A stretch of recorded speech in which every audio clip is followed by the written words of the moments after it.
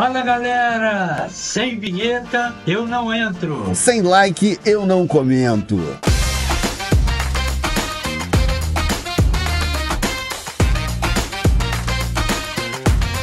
Jabulani. Foi-se o tempo em que o Brasil era pátria de chuteiras. Todo mundo tinha medo de jogar contra o Brasil. Não vejo mais isso. E aquela saudosa música: todos juntos vamos pra frente, Brasil, Brasil, salve a seleção. Hoje em dia, esse salve a seleção tá mais para um pedido de socorro, né? Eu só tenho a dizer o seguinte: o Botafogo tem que ter muito fôlego para ser líder do Brasileirão, disputar a semi da Libertadores e ainda carregar essa seleção nas costas. Dá-lhe fogão, só o Botafogo salva. Telefogo! Brasil!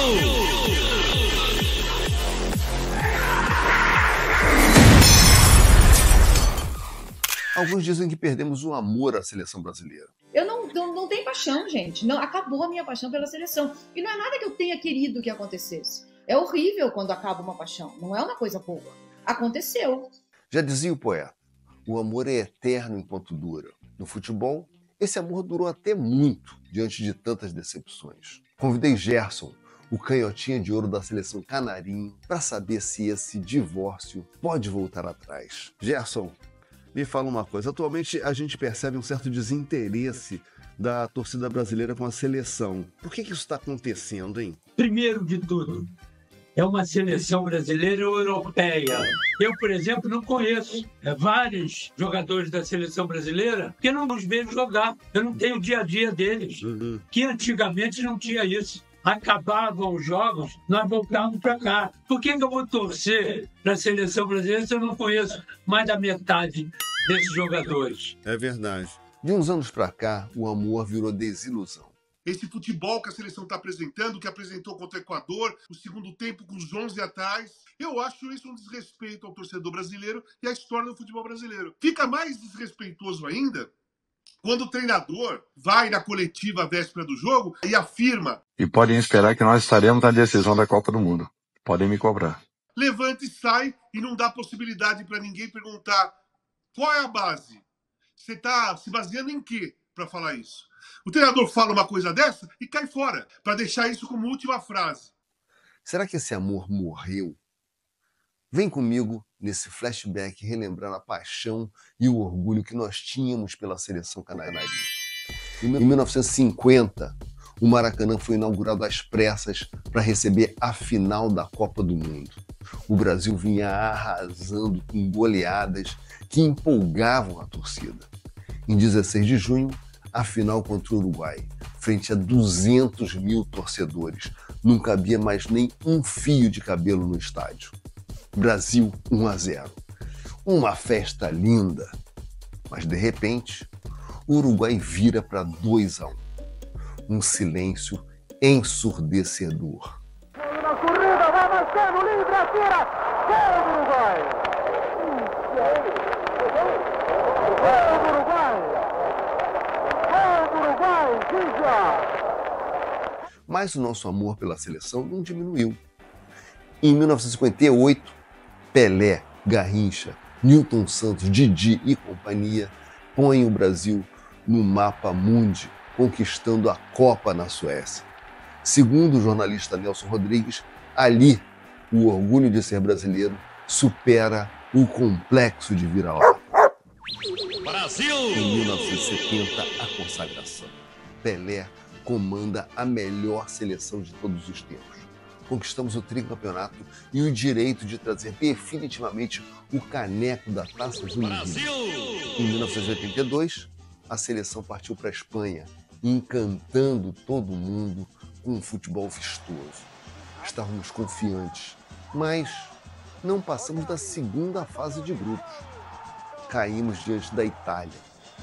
Muitos ainda consideram o Scratch o campeão moral.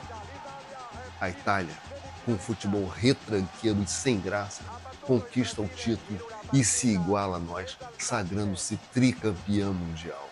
A vingança veio em 94. Parreira é forçado a convocar o marrento Romário, que promete trazer a Copa para nós. E cumpre. Tá aí um casamento perfeito, Bebeto e Romário. Esse relacionamento nos inspirou a manter o nosso próprio casório com a seleção. Esse cara aqui, a gente teve um atrito, 1 ano e meio, política, essa política, mas eu quero aqui dizer que um dia eu te dei o passe e você foi lá e fez o gol. Hoje eu vou falar para você, eu te amo.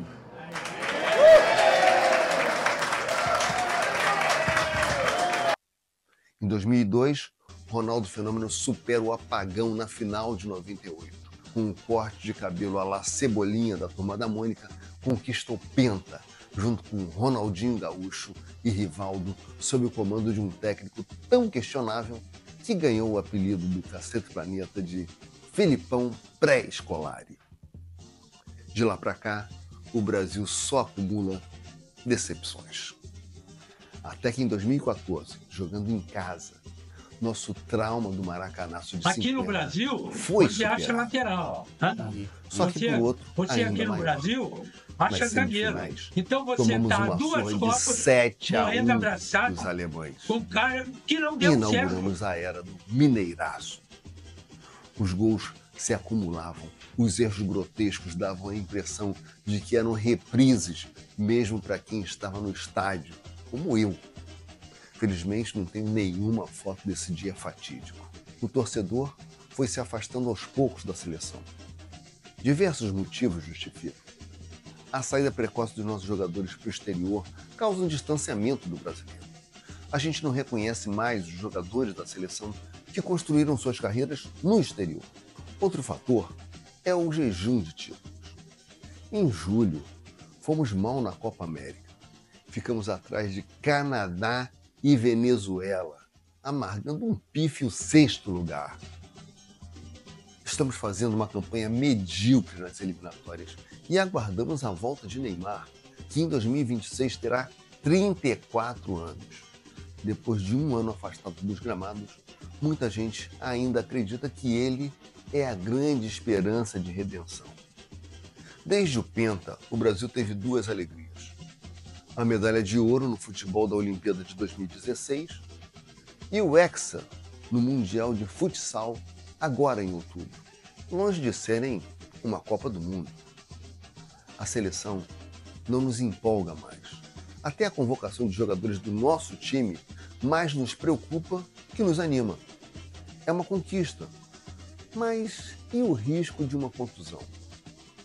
A própria data FIFA é vista com antipatia pelo torcedor, que prefere focar na reta final do Brasileirão, da Libertadores, da Copa do Brasil e da Sul-Americana. O que aconteceu com a gente? Desaprendemos a jogar bola? Por que fomos superados? Voltaremos a reinar como no passado? Uma coisa podemos ter certeza: se a gente surpreende o mundo e traz o tão esperado Hexa, a paixão do brasileiro pela seleção canarinho se reacende como se nada tivesse acontecido. E você, acredita nisso? Conta aqui nos comentários como está o seu relacionamento com a seleção. Qual